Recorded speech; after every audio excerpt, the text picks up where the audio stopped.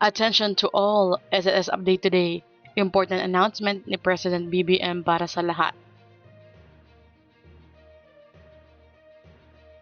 Magandang araw po sa ating manonood. Noong mga nakarang araw po medyo naging busy lang tayo ngayong holiday season kaya maraming salamat po sa mga patuloy pa ring sumusuporta sa ating channel na Chaz Infos and Updates.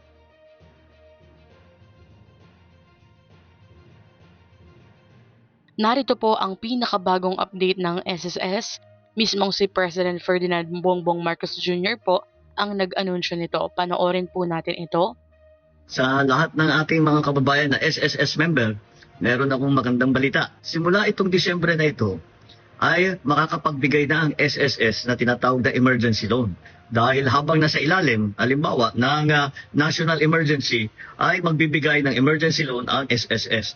Ito ay isang pautang na ang bayad ay mababa lang, 7% lang. Bukod pa riyan, ay meron tinatawag na 6-month moratorium. Ibig sabihin, pagtanggap ninyo ng loan galing sa SSS, sa 6 na buwan, sa unang 6 na buwan, hindi kayo kailangan magbayad para sa loan amortization. Para naman mapagaan ang inyong dala. Magagamit po inyo itong loan na ito para sa inyong pangangailangan, lalo na, kagaya ng aking nabanggit, pagka-emergency, ito po ang makukuha ninyo sa SSS. At natuloy-tuloy naman po ang pakikipag-ugnayan ko sa SSS upang makahanap ng iba't iba pang paraan para magkaroon ng mas ligtas at makatarungan na alternatibo sa microloan at emergency loan. Maganda po ito kasi imbis na pupunta po kayo sa 5-6 at mapasubo sa malalim na utang, ay meron na kayong magagamit at ang babayaran lang ay 7% lamang. Kaya sana ito ay makatulong po sa inyo lahat. Inanunsyo niya na maaaring mag-avail ng emergency loan ang mga kwalipikadong miyembro ng SSS na may 7% na taunang interes at 6 na buwan na moratoryo simula December, kasunod ng deklarasyon ng State of National Calamity.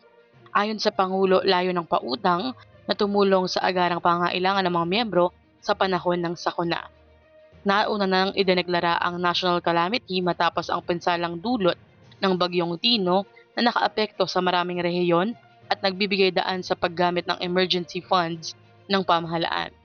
Makikita na ang emergency loan ay isang agarang hakbang para tulungan ang mga SSS members sa gitna ng kalamidad. Mahalaga ring bantayan kung paano ito ipatutupad at kung gaano kabilis makaka-access ang mga kwalipikadong miyembro sa benepisyo. Ano pong inyong reaksyon dito? I-comment na sa baba. Hanggang dito na lamang po muna. Ito ang Chaz Infos and Updates. I-share, like, and subscribe para kayo po ay updated. God bless po and have a nice day.